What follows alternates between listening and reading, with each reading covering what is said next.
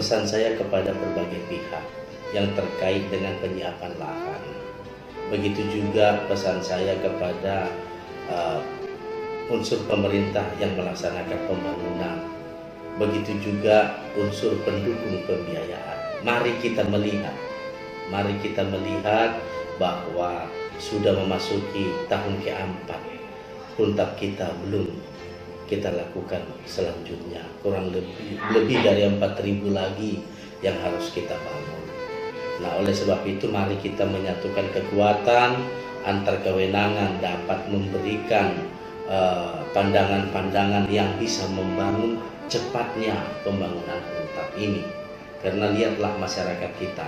Ini yang saya katakan tadi sebagai panggilan kemanusiaan, bukan panggilan kepentingan demi kepentingan, tetapi yang mari kita kedepankan adalah kepentingan publik kita.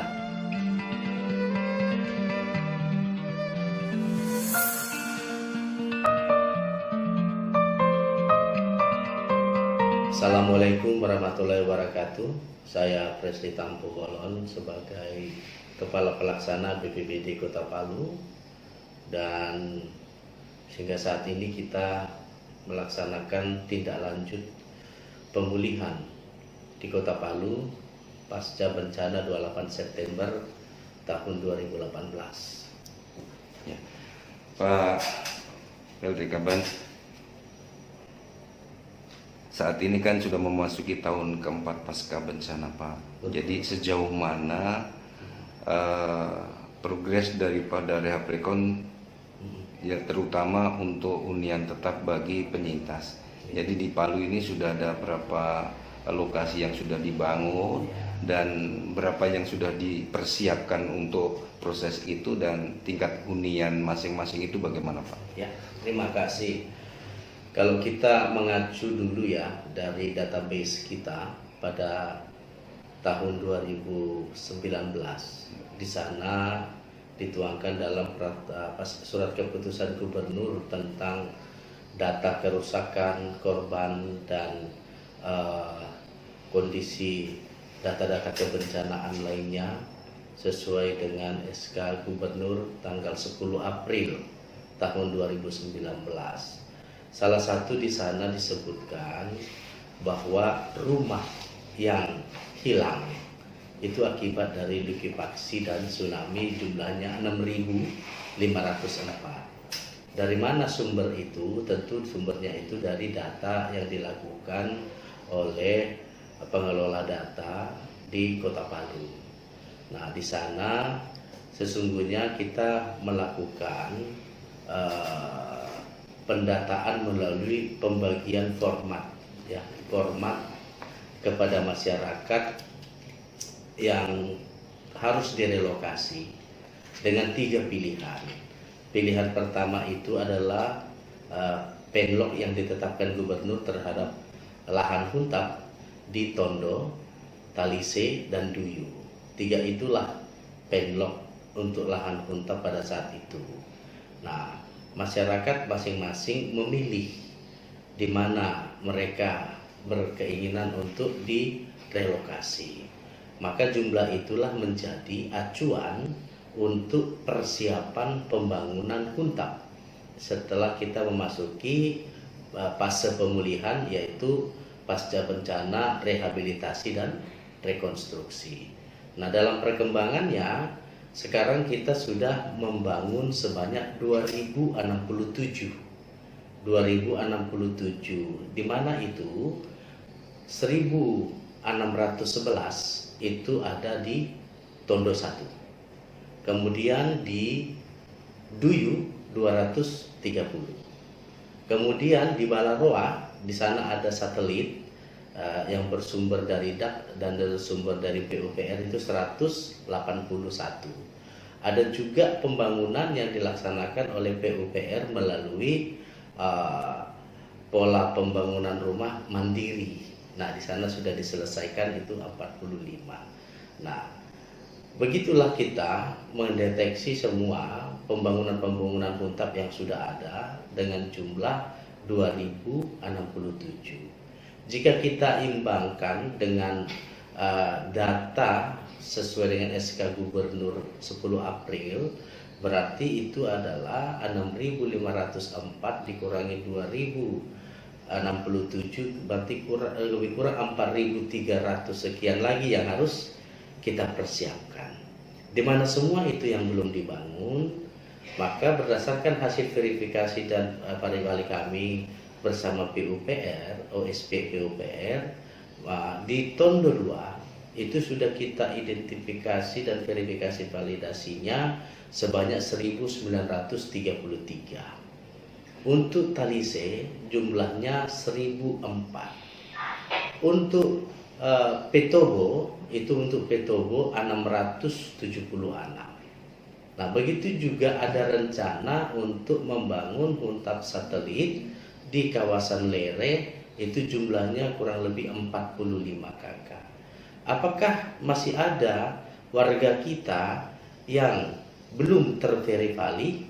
Nah, berdasarkan hitungan-hitungan kami itu masih ada. Karena apa? Contoh di Petobo, kami memperoleh data dari kelurahan itu 859. Yang sudah kami verifikasi itu sampai pada posisi terakhir selama 9 hari kami membuka untuk verifikasi, itu baru masuk yang clear and clean, datanya 676. Sementara masih ada selisihnya itu sekitar 160 yang belum datang untuk mengikuti verifikasi. Nah, seperti inilah kondisi data kita. Tetapi yang harus kita patenkan dulu adalah yang sudah clear berapa. Nah, kami mempunyai konfirmasi dari pemerintah pusat melalui PUPR supaya data ini di-close pada kondisi Desember tahun 2021. Maka sampai sekarang seperti itulah data kita, bahwa masih ada kurang lebih sekitar 800 yang belum kita verifikasi kalau kita runut dari data-data basis sampai data-data yang sudah kita verifikasi, dengan jumlah kurang lebih 3.600 pada lokasi-lokasi yang kita persiapkan tadi.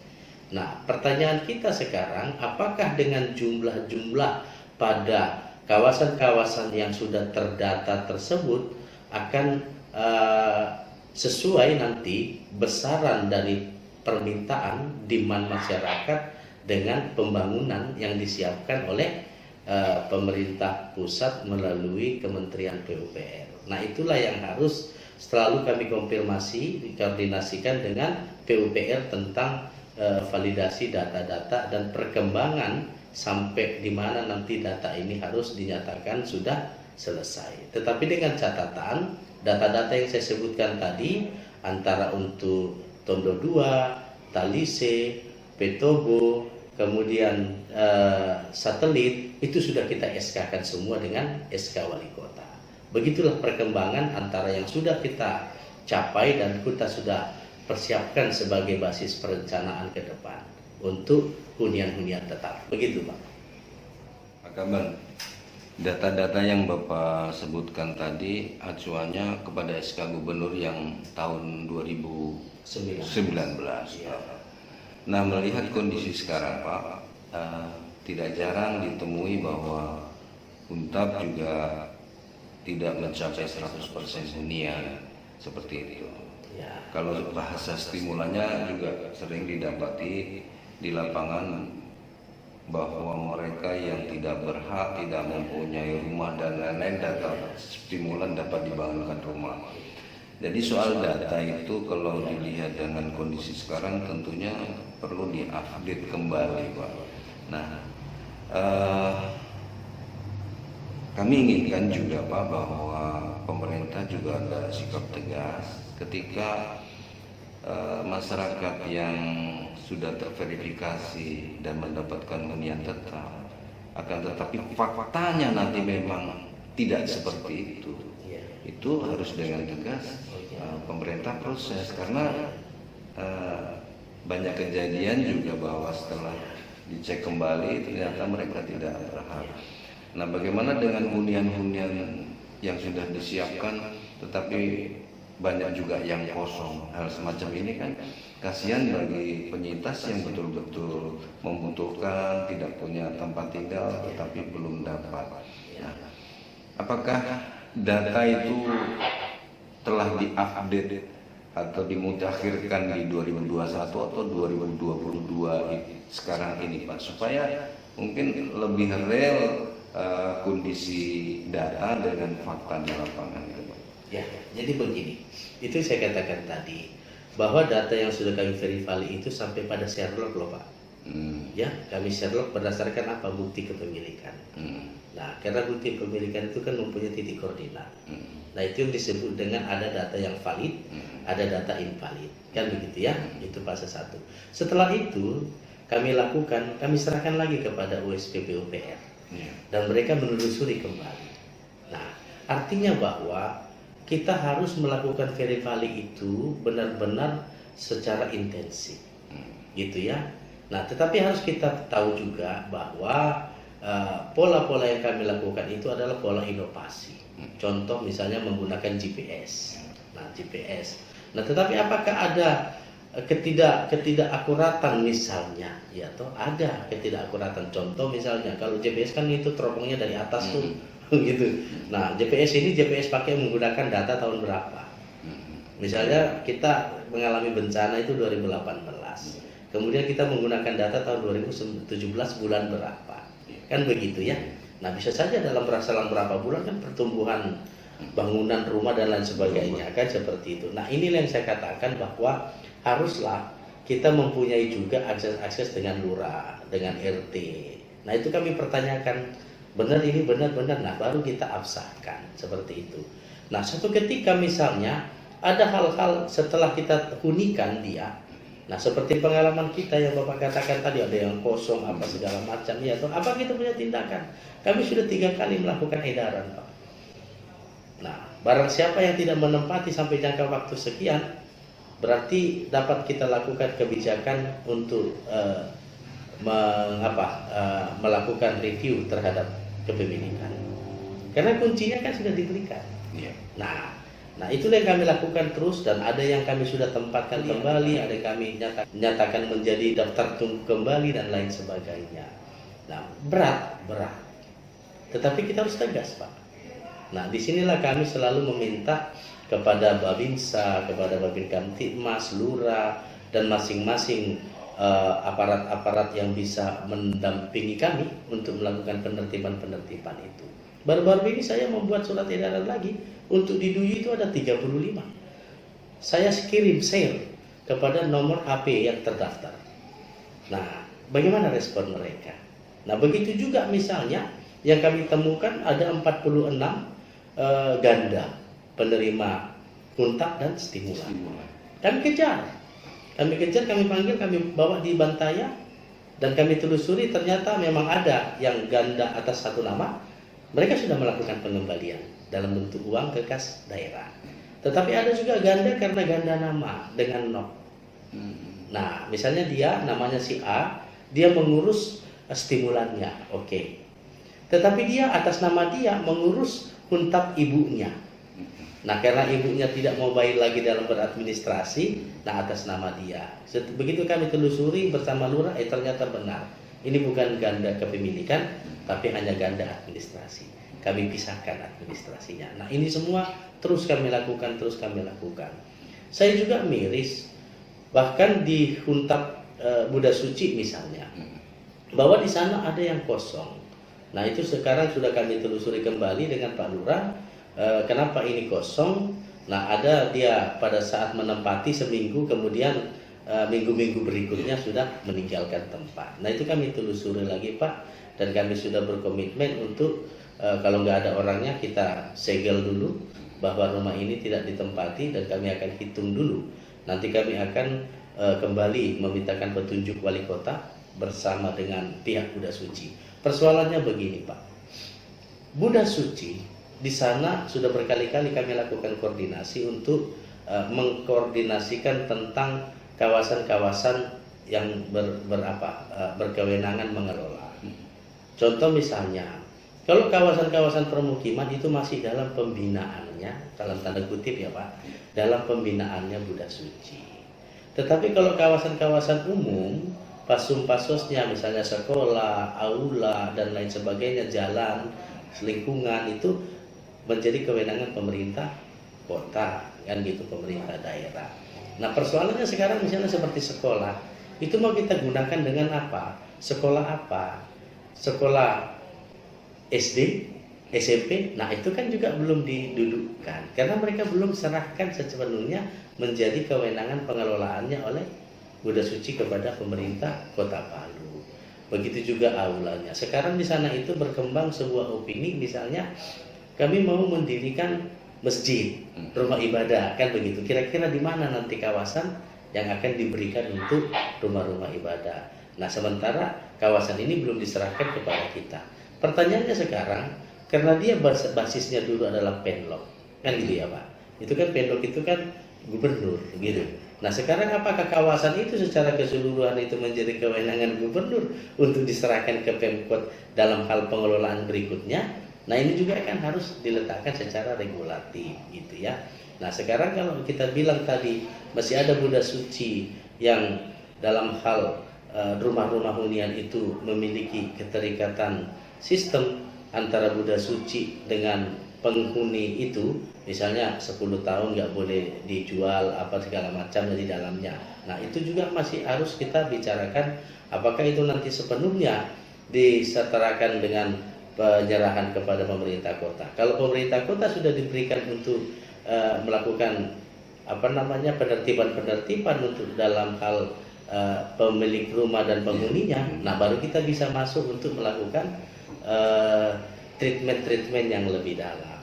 Nah sekarang ini kita hanya sekedar masih sebatas teguran, masih sebatas panggilan untuk menghuni, masih sebatas memberikan kepastian tentang kepemilikan. Misalnya contoh kemarin kan ada dari ATR BPN menyerahkan sertifikat tanah. Nah itu kita fasilitasi juga.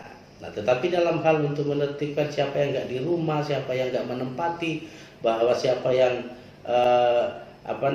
yang tidak sesuai dengan ketentuan dalam hal merombak badan rumah, kan itu kemarin juga ditertibkan. Nah ini kita tetap koordinasikan dengan Buddha Suci karena masih ada mereka memiliki pembinaan lanjutan di sana. Nah seperti itu Pak. Pak Tambur Bolon, ya. Ini kan sudah memasuki tahun keempat dan data yang Bapak sampaikan tadi masih ada ini tunggakan. Kita bilang tunggakan karena belum dikerja. Tunggakan 3.000 sekian. Ya, 4.000-an Pak. 4.000-an ya. Ya. Nah sekarang apa yang bisa dilakukan oleh BPBD untuk mendorong agar percepatan pembangunan sehingga penyintas ini mendapatkan hak-haknya untuk dapat hidup layak, Pak.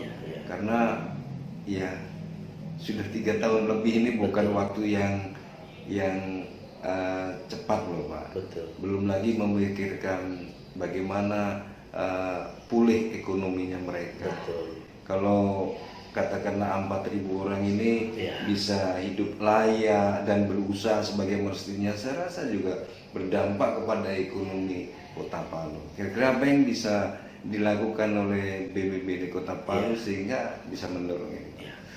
Saya harus katakan begini Pak, sebenarnya kota nggak mempunyai kewenangan apa-apa di dalam hal membangun dan menyiapkan lahan, kan gitu ya Pak. Karena Kota Palu itu adalah kota yang memiliki warga yang terdampak bencana. Nah, mari kita baca Perka BNPB nomor 10 tentang posko tanggap darurat. Di sana dijelaskan bahwa tanggap darurat ada 3. Ada darurat pusat, ada darurat provinsi, dan ada darurat kabupaten kota. Apabila dia tanggap daruratnya kabupaten kota, maka Kota Palu adalah wali kota, dia dapat melakukan tindakan diskresi.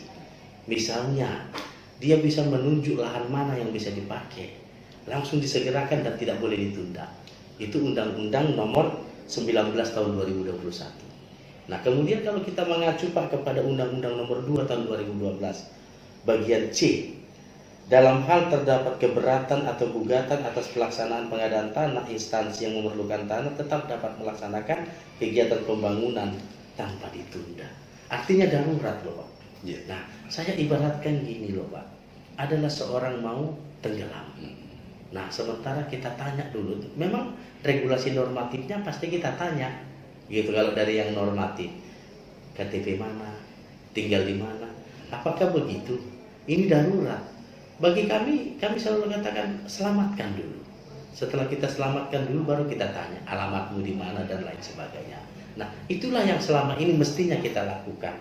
Itu sebabnya kenapa di dalam darurat provinsi, ya toh, penlok ditetapkan oleh gubernur. Pada saat penlok itu ditetapkan dengan luas yang ada, itu sesungguhnya cepat bisa digunakan. Nggak perlu lagi bertanya siapa punya, ini apa, dengan segala macam. Itu yang nggak dilakukan, dan saya dari dulu saya sudah mengatakan, kalau sudah ditetapkan penlok, cepat digunakan, bangun. Apabila ada di sana entah HGB, entah apa, itu nanti diurus belakangan oleh siapa? Oleh Kementerian Agraria.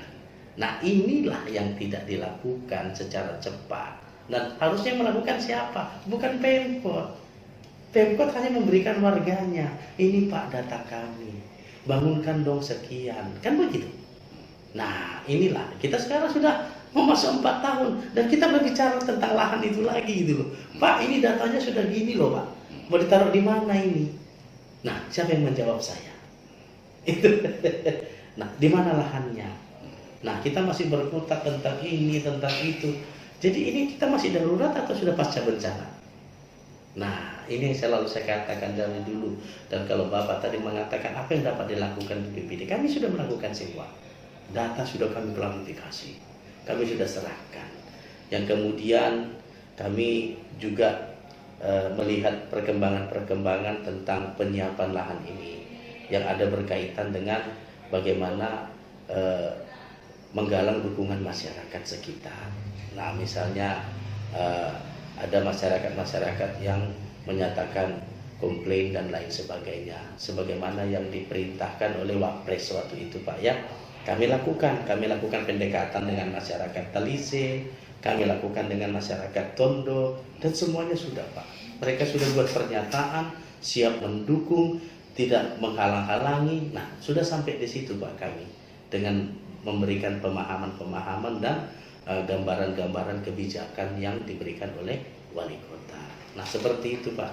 Dan harapan kami Pak, dalam waktu cepat, sebagaimana yang ditegaskan oleh Pak Wapres, kami berjuang untuk Tondo 2, bukan akan ke Bom BW. Nah, seperti itulah Pak komitmen kami dari BPBD khususnya dan Pemkot pada umumnya.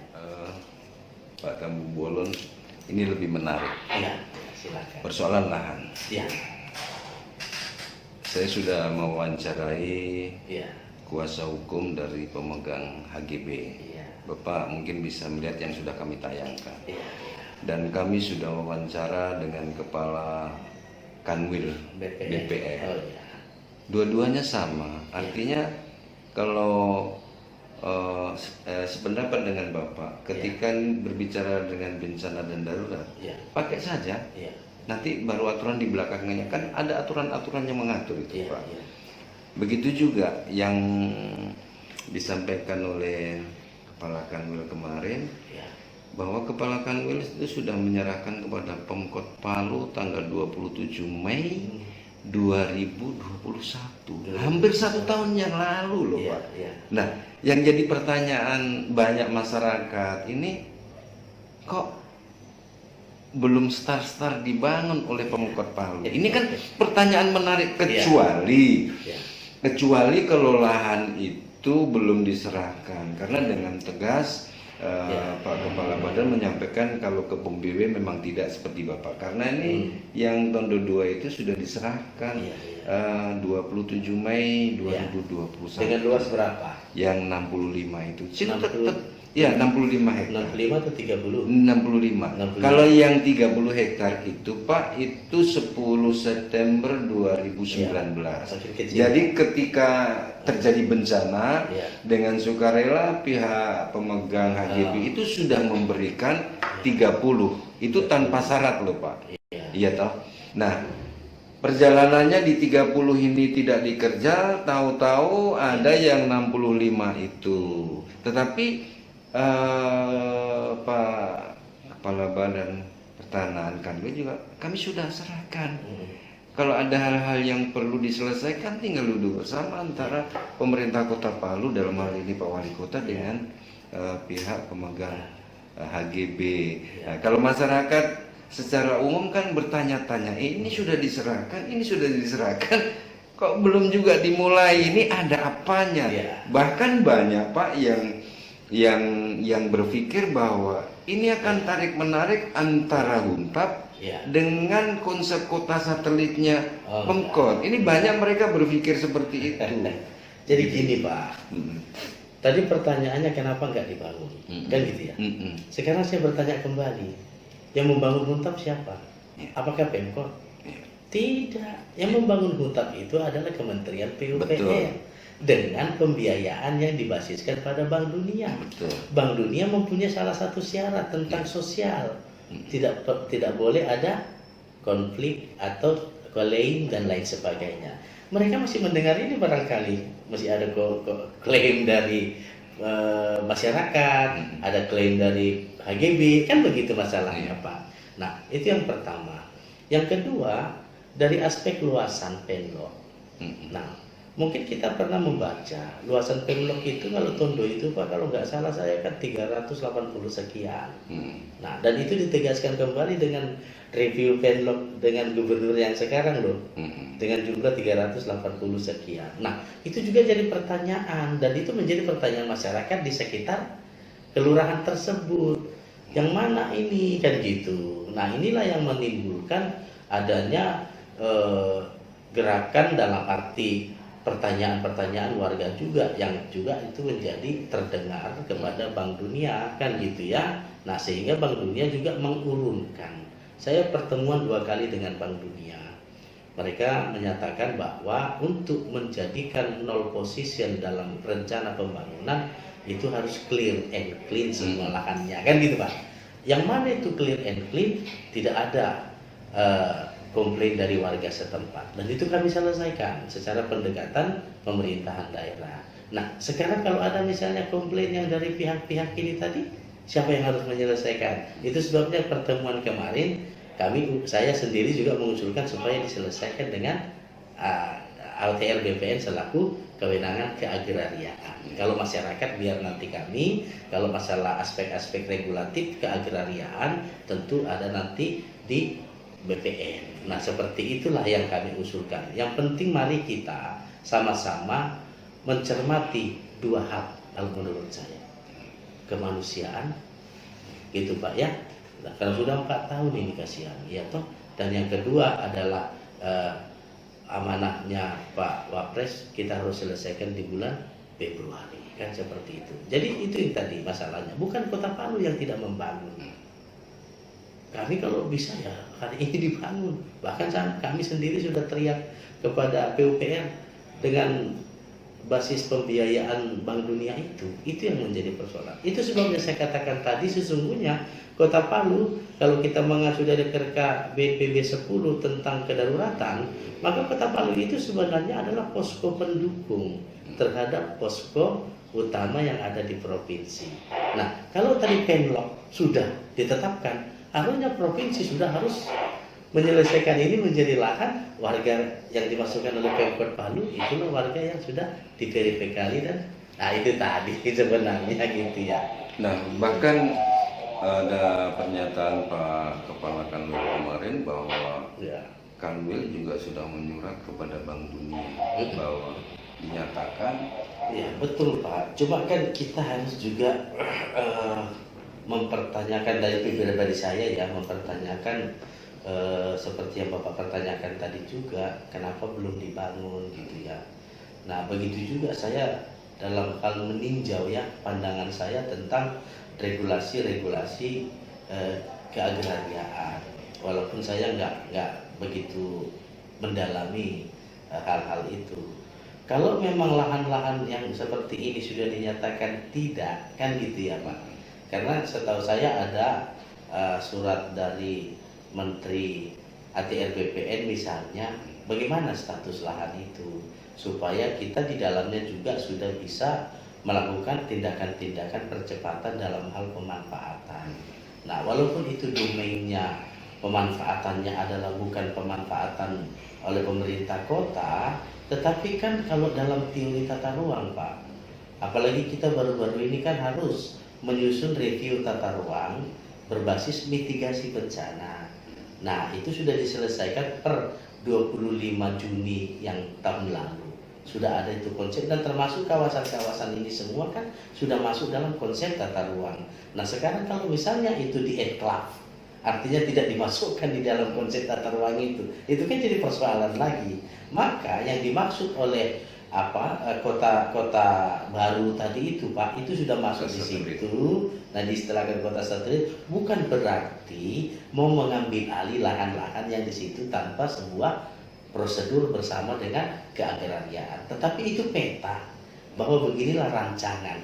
Kalau rancangannya itu misalnya enclave dia buta gitu, nggak ada kan, nggak disetujui juga, itu loh Pak maksudnya. Sehingga maksud saya gini, sebuah kota sudah harus kita rencanakan ke depan, apalagi yang disebut bermitigasi bencana. Sehingga bahwa itu adalah sebuah perencanaan, desain. Nah, menjadi a priori orang kalau bilang bahwa sudah dibuat ini peta satelit yang kemudian akan diambil, anaknya tidak juga. Tentu kebijakannya Pak Wali juga akan mengatakan, nah ini seperti ini petanya, kemudian silakan dikelola. Itu kan tentu juga adalah suatu kebijakan menghindarkan fenomena yang lama. Ada yang disebut lahan terlantar. Kan gitu Pak ini. Nah, supaya semua dimanfaatkan. Saya berkali-kali bicara dengan Pak Wali, bagaimana Pak konsep yang disebut dengan kota baru. Nah, ini kan daerah-daerah kota kita ini kan, terutama pusat-pusat kota ini kan berdasarkan data-data adalah data yang daerah-daerah yang rawan. Kita perlahan-lahan kita geser, di mana nanti kantor, di mana nanti ini permukiman warga dan lain sebagainya. Bukan serta-merta kita mau mengatakan ini adalah pengambil alihan hak oleh pemerintah, biar nanti mereka yang kelola juga. Nah, itulah pandangan-pandangannya Pak Wali. Tetapi saya sebagai wali kota ingin membuat desainnya supaya nanti ke depan sudah teratur penggunaannya. Nah, seperti itu sebenarnya Pak. Pak Wali selalu berkata bahwa yang ingin saya katakan bahwa inilah nanti kota kita ke depan, supaya besok-besok jangan lagi semerawut pemanfaatannya, kita sudah punya desain dasarnya. Nah, itu yang pandangannya beliau. Yang paling penting bagi beliau adalah bagaimana ini Puntap ini bisa berjalan, semuanya nanti masyarakat kita sudah teratur di dalamnya, itu menjadi bagian dari kota baru yang direncanakannya. Seperti itu Pak maksudnya gitu. Sebelum pesan saya kepada masyarakat, pesan saya kepada berbagai pihak yang terkait dengan penyiapan lahan. Begitu juga pesan saya kepada unsur pemerintah yang melaksanakan pembangunan. Begitu juga unsur pendukung pembiayaan. Mari kita melihat bahwa sudah memasuki tahun keempat, Puntap kita belum kita lakukan selanjutnya. Kurang lebih dari 4.000 lagi yang harus kita bangun. Nah, oleh sebab itu mari kita menyatukan kekuatan antar kewenangan, dapat memberikan pandangan-pandangan yang bisa membangun cepatnya pembangunan Puntap ini. Karena lihatlah masyarakat kita, ini yang saya katakan tadi sebagai panggilan kemanusiaan, bukan panggilan kepentingan demi kepentingan, tetapi yang mari kita kedepankan adalah kepentingan publik kita. Mari kita bayangkan jika kita berada pada posisi rakyat kita yang terdampak bencana lalu. Bagaimana kalau misalnya orang tua kandung kita yang berada pada posisi itu? Ayo kita membuka hati nurani kita supaya sama-sama kita duduk bersama, win-win solution, menghilangkan kepentingan-kepentingan, karena Undang-Undang Dasar 45 juga mengatakan mengutamakan kepentingan umum daripada kepentingan pribadi.